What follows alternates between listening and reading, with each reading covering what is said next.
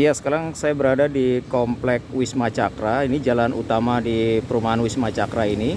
Merupakan perumahan elit ya, karena rumah-rumah di sini ukurannya besar-besar, dan saya akan coba mengupdate progres perkembangan proyek jalan tol Cijago seksi 3 yang rencananya akan melintasi kawasan ini. Saya akan coba bertanya kepada warga sekitar sini. Yuk, kita ikutin dang trip report. Ini kok udah lama sekali Pak nggak ada progresnya Pak. Kenapa sih sebenarnya, masalahnya apa? Kalau yang kami tahu itu, atau yang kami alami lah, bukan kami tahu, birokrasi pembebasan tanah ini betul-betul lambat. Itu terjadi 5 tahun terakhir. Terakhir ini dengan Pak Eko Santoso, dengan Pak Dwi BPN, dengan Pak Yoyon. Itu sampai kami sudah benar-benar nggak tahu harus bagaimana lagi bicara sama mereka. Tapi terakhir problem ada di dana. Yang memang untuk Cijago ini betul-betul sudah minus mungkin karena kondisi pemerintah, kondisi APBN yang udah terlalu banyak proyek infrastruktur sama Pak Jokowi yang nggak fokus, jadi kita ketinggalan ini. Makanya warga Limo khususnya itu jadi menderita bertahun-tahun sampai saat ini. Pak, khusus di Wisma Cakra ini ada berapa bidang Pak yang kena? Ada 11 bidang. Salah satunya rumah? Ya, rumah kami, kemudian juga ini kebetulan ada Pak Koko. Yang lain saya kira karena sudah mungkin lelah Pak, dari 2006 ini nggak ada kejelasan penyelesaian, akhirnya kita yang masih semangat inilah yang bicara. Nah, kalau kami bisa memberikan masukan kepada pemerintah, khususnya dalam hal ini PPK Eko, untuk tidak lagi menggunakan jasa KJPP Firman Aziz, karena mereka memberi penilaian terlalu kejam, sudah nggak manusiawi. Contohnya? Contoh, tolong disut ini jembatan, dibuat harga entah berapa, tapi Jembatan kalau sama ini si Firman tuh dihargain 640.000 Pak, rupiah untuk bangun. Dihargai 640.000 rupiah keseluruhan. Iya, padahal Ya kalau kita bangun, saya kasih 5 juta ke Bapak. Silakan bangun untuk ini, saya kasih 5 juta. belum Kalau tentu mau jadi. bawa bangun ya. Nah, silakan lah gitu. Maksud saya, kalau secara detail apa yang kami alamin, ya silakan aja, nanti ada wawancara lebih lanjut. Tapi satu saran saya kepada Pak Eko khususnya, umumnya kepada aparat, instansi PUPR, untuk tidak lagi menggunakan KJPP Firman Aziz. Dia kejam. Saya kira itu pesan saya kepada masyarakat umum. Kalau misalnya Firman Aziz yang dipakai untuk urusan tol begini, sudahlah, nasib kita udah betul-betul di ujung tanduk gitu. Masyarakat ini urusan dengan pembebasan tol khususnya, itu kelewat lelah Pak, kelewat capek, kelewat bosen, kelewat pusing, semua disimpang siurkan, aparat birokrasi juga nggak berjalan dengan semestinya. Jadi kami warga ini, kalau digambarkan oleh para birokrat itu, kita yang menghambat dengan tidak menyerahkan dokumen, ada masalah di pembebasan tanah. Pada dasarnya, dan kita tahu persis mereka ini yang menjadi penghambat semuanya. Akhirnya proses nggak jalan. Oh gitu.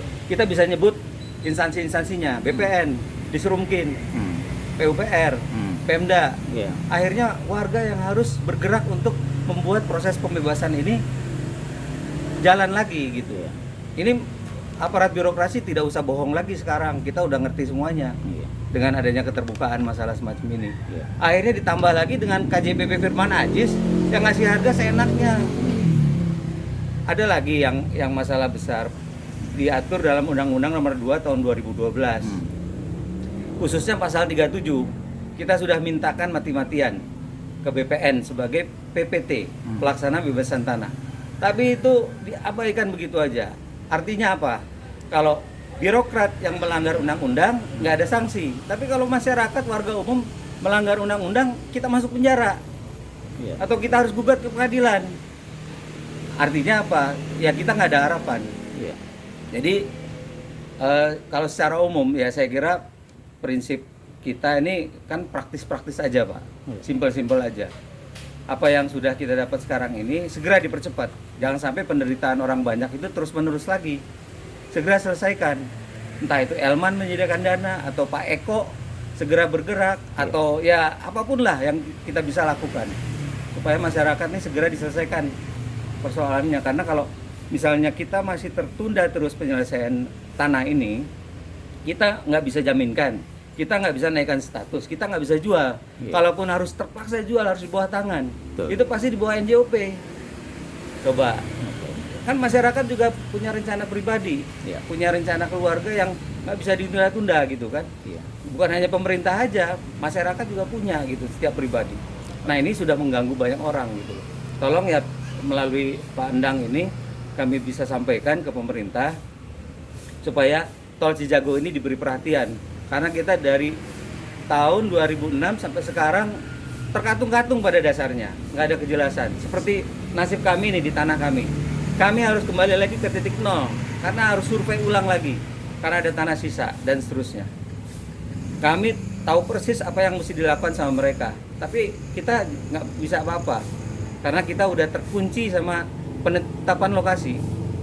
Ya apalagi soal harga. Nah kami harapkan juga khususnya untuk Pak Eko Santoso supaya apa yang kami dapatkan nanti kalau lebih dari bulan April, tolong ini direvaluasi ulang nilai aset kami karena hasil appraisal hanya berlaku 6 bulan dari bulan November sampai dengan sekarang. Saya kira udah cukup waktunya lah. Saya kira nggak mungkin April ini kita diselesaikan. Lebih dari April 2021 tolong direvaluasi untuk diberikan satu penilaian yang lebih masuk akal.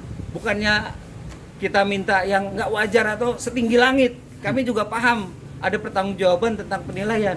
Tapi kalau keterlaluan semacam ini, ya tolong mereka kan juga manusia gitu yang bisa mikir apa yang kita alami gitu Pak. Saya kira keterangan kita sementara itu. Mungkin Pak Koko. Sebentar. Kalau saya sih mungkin secara umum menambahkan Pak Surya aja. Jadi kalau dari sisi masyarakat itu sebetulnya semua sudah dilindungi, dijelaskan lengkap di undang-undangnya ya. Iya. Cuman eksekusinya mungkin yang memang seperti Pak Surya tadi sampaikan bahwa masyarakat ini kan sebetulnya satu tidak sama semua dalam hal mengerti tentang baik undang-undang, peraturan maupun juga teknis pelaksanaan atau penawaran dari pihak pembebas panitia pengadaan tanah gitu ya PPT. Nah dari situ artinya apa? Seperti Pak Surya tadi sampaikan, ada pasal-pasal misalnya Undang-Undang Nomor 37. Kan tidak semua orang juga tahu mengenai pasal 37 dari Undang-Undang Nomor 2 tahun 2012 ya. Nah, itu kan kalau masyarakat tidak tahu, ya bukan berarti itu bisa diabaikan begitu saja. Itu yang utama, satu. Yang kedua, kalaupun itu tidak dilaksanakan sesuai dengan amanat undang-undang, mungkin ya bisa setahap demi tahap dilakukan semacam sosialisasi. Yang paling gampang apa? Sosialisasi cara penilaian, cara membandingkan dengan pasar, atau kalau mau membeli rumah baru atau tanah baru dibangun baru seperti yang tadi Pak Surya sampaikan. Juga ada form penilaian yang akan ditawarkan, itu kan sedemikian rumit. Iya. Saya pernah memberikan satu bukan saya memberikan ya, kita kan belajar bersama. Dari pengalaman Krukut itu ada satu form penawaran.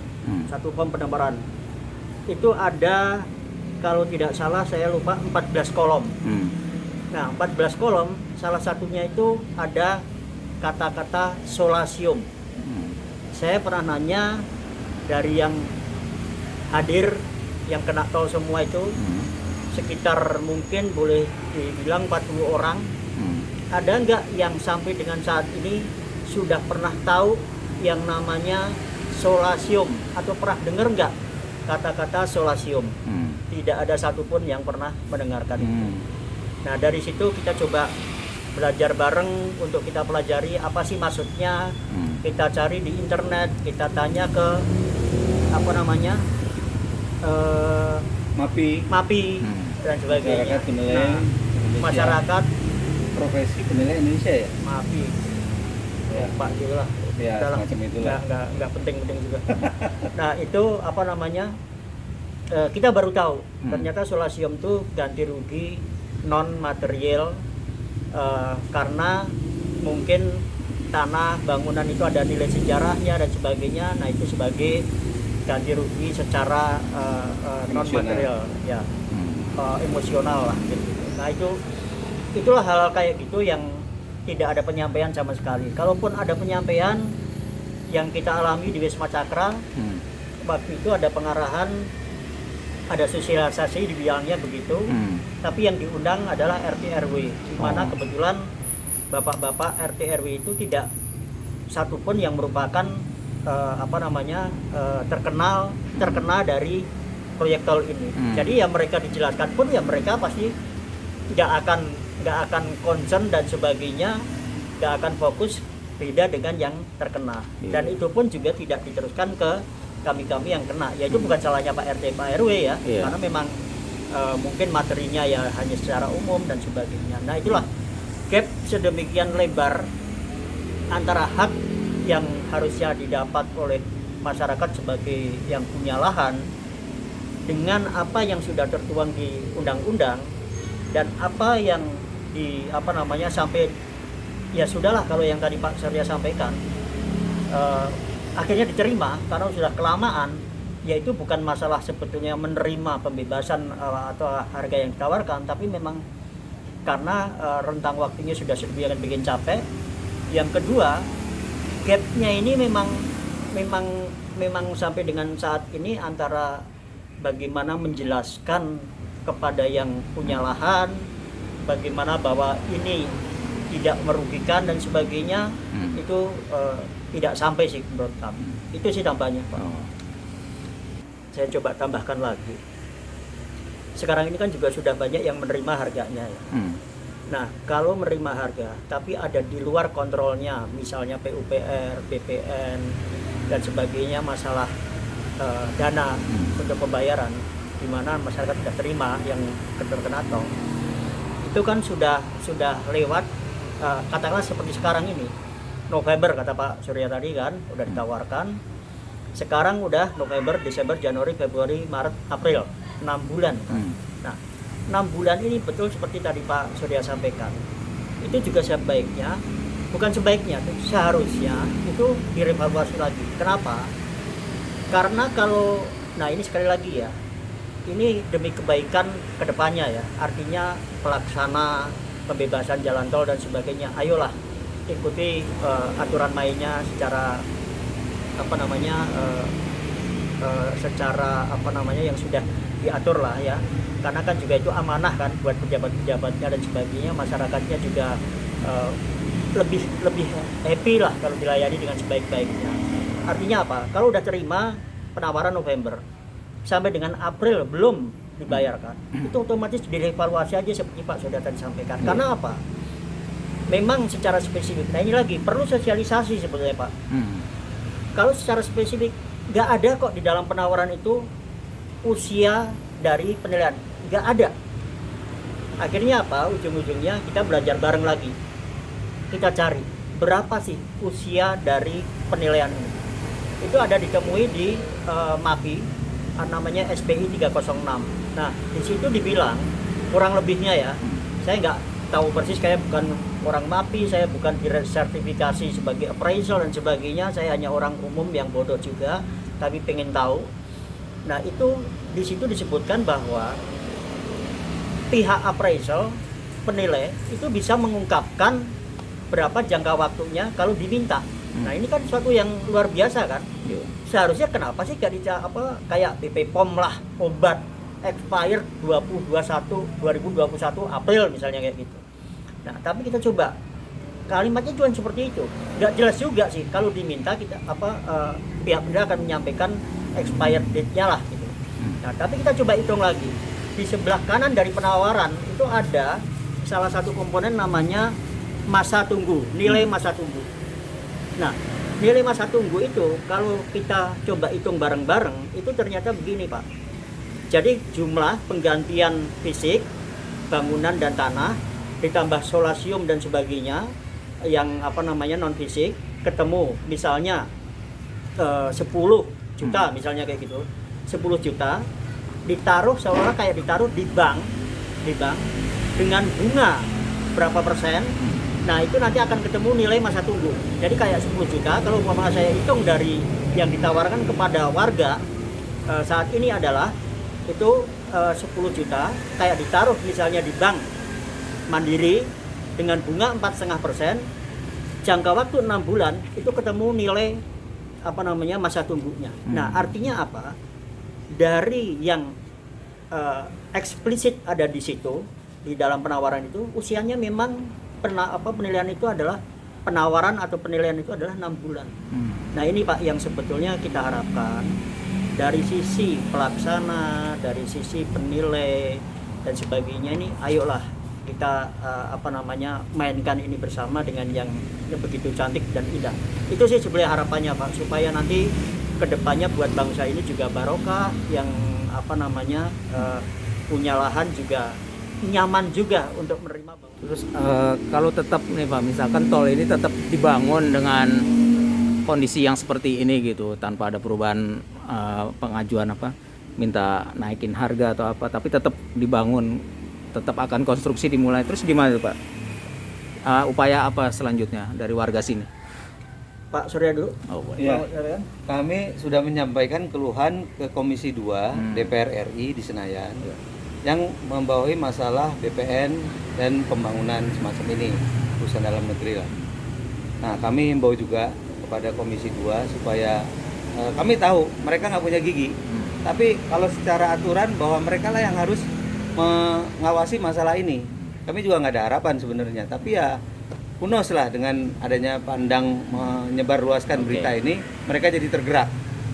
Karena keluhan kami ya seperti yang tadi kami sampaikan, birokrasi yang tidak berjalan dengan sebagaimana mesti harapan kita. Kemudian penggunaan KJPP Firman Aziz yang sudah menganiaya hak warga. Jadi saya sudah nyebutkan kita nggak bisa ngelawan mereka lagi, nggak bisa mengajukan keberatan karena sudah waktunya lewat. Karena 30 hari setelah pengumuman harga kita masuk ke pengadilan Pak, kalau kita mau sanggahan kan. Iya. Nah ini udah berapa tahun gitu. Iya. Jadi harapan kami bahwa penyelesaian khususnya di Wisma Cakra ini bisa melalui penyelesaian yang sifatnya teknis, di mana misalnya 6 bulan ini kan sudah selesai masa berlakunya appraisal itu. Ya tolong direvaluasi. Jadi fair aja begitu loh. Kalau memang ini sudah tidak bisa berlaku lagi ya laksanakan. Jangan terus-menerus melanggar undang-undang. Warga ditekan untuk kalau misalnya kita mau keberatan ke pengadilan. Tapi kalau mereka diharuskan undang-undang, mereka berani ngelawan. Nah mereka ini sebenarnya aparat atau apa gitu? Apa pembebasan liar? Apa kita mesti nyebut begitu? Jadi jangan seperti itulah. Ini kepada warga negara sendiri, kita bukan warga negara New Zealand atau warga negara Meksiko gitu loh. Ini warga negara Indonesia juga gitu. Uangnya juga ke masyarakat kok. Kalau seandainya mereka merasa bahwa pembayaran ini terlalu berlebihan atau terlalu mahal, nggak ada ruginya warga negara itu membuat kita itu lebih sejahtera. Jadi pesan saya kepada Pak Eko sekali lagi, tolong jangan gunakan lagi KJPP Firman Aziz. Ada sekian ribu anggota MAPI, ada sekian ratus, sekian puluh yang punya kemampuan menilai proyek-proyek pemerintah. Terlalu kejam dia. Sudah stop gitu loh. Jangan lagi gunakan Firman Aziz. Ini tolong jangan di-cut ya kalau urusan ini nih. Saya benar-benar tekan karena saya lihat persoalan juga salah satunya ada di situ. Kami sudah berjuang 14 tahun. Menghabiskan usia 14 tahun untuk bisa menunggu persoalan ini selesai. Pada saat di ujung ketemu si Firman Aziz, kita dikasih harga semacam ini. Yang saya bilang tadi, 2016 di Pelni dengan yang sama, malah mungkin lebih rendah karena hanya lewat 2 mobil. Itu 9,5. Tapi kita saat ini tahun 2020 November, selisih 4 tahun, harga malah turun. Coba masuk akalnya di mana? Saat itu mereka dinilai oleh MB Pro. Jadi peran appraisal dalam menentukan nilai ini sangat besar. Menentukan nasib kita. Jadi mudah-mudahan Pak Eko khususnya, PUPR umumnya, tolong jangan pakai lagi Firman Aziz. Oke. Dan saya kira sekian. Kalau itu apa Pak? Ini penawarannya. Ini dari KJPP. Oh iya. Si Firman Aziz, tadi buka aja Pak. Iya tadi Nggak saya ada ya, penawaran ya. tadi saya udah lihat hurufnya kecil-kecil sekali. Iya, Ya. pertama hurufnya ini kecil-kecil sekali kan. Ya kan? Artinya apa? Bahwa di sini nih ya sosialisasi itu sangat penting lah. Hmm. Membaca huruf segini aja, kalau tidak dengan teliti, ya satu dulu deh, nggak pakai kacamata aja, Iya. susah lihat. Susah. Yang kedua, kalau nggak teliti juga nggak bakal ngerti kan gitu. Dan berikutnya lagi, kalau dijelasin itu lebih pastilah gitu ya. Pengertiannya satu orang dengan orang yang lain sama dan seterusnya. Nah tadi yang saya bilang solasium, nilai nih, solasium. Nah ini aja orang-orang dari sekitar 40 orang yang datang waktu itu ngumpul-ngumpul untuk belajar bareng mempelajari ini, hanya belum pernah ada yang sama sekali yang dengar solasium. Berikutnya lagi, Saya aja baru denger. ini yang disebut ya kan, pandang aja baru dengar. Ini yang disebut nilai masa tunggu. Nilai masa tunggu itu apa sih? Kalau pengertian umum ya, sekali lagi ini bukan pengertiannya penilai atau MAPI atau SPI 306. Ini pengertian kami sendiri sebagai orang awam karena kita nggak pernah diberitahu apapun terkait hal tenis, tapi kita coba hitung. Ternyata nilai masa tunggu itu adalah total indikasi nilai fisik ditambah indikasi nilai non fisik, ya nilai non fisik. Nah ini di total seolah ditaruh di bank, kan disuruh nunggu kan. Ini kan udah ditawarkan November, tapi tunggu ya, karena saya belum bisa bayar sekarang. Udah baik, negara itu udah mengatur untuk nilai masa tunggu, udah fair, udah sangat fair, ya sangat fair. Tapi, nah ini ada tapinya. Begitu kita hitung, ini fisik ditambah non fisik, ditaruh di bank. Saya coba hitung, kita coba hitung bareng-bareng, ketemulah jangka waktunya 6 bulan dengan suku bunga deposito asumsinya ada 4,5%. Nah itu ketemu angka ini 40. Kalau dalam angkanya Pak Surya ini ketemu 42.360.000. Fair, bagus. Ini udah sangat memenuhi HAM lah sebetulnya. Tetapi sekali lagi, kalau dengan seperti itu apakah sudah cukup? Ya belum juga. Karena apa? Begitu lewat 6 bulan, seharusnya segala sesuatu yang ada di dalam komponen fisik maupun non fisik direvaluasi lagi, dinilai ulang lagi. Harusnya ya. Karena nilainya sudah berubah mungkin. Dan itu perintah aturan. Dan itu perintah dari MAPI sendiri yang ada di SPI 306 mengatakan seperti itu. Undang-undang juga ini kan berjalan karena undang-undang kan, itu juga berbicara seperti itu. Yang berikutnya lagi, ya fair juga kok memang secara manusiawi, mau dari sisi HAM dan sebagainya. Ya kalau memang di market gara-gara ada tol, gara-gara sudah ditawarin, gara-gara sudah mau kayak bangun, properti naik, tanah naik, ya fair juga direvaluasi lagi. Gitu sih Pak tambahannya. Jadi ini bukan terkait masalah personal pribadi saya, enggak juga. Ini ada semua di undang-undang. Itu hanya dieksekusi lah titiknya, poinnya ada di situ, ketemunya ada di situ.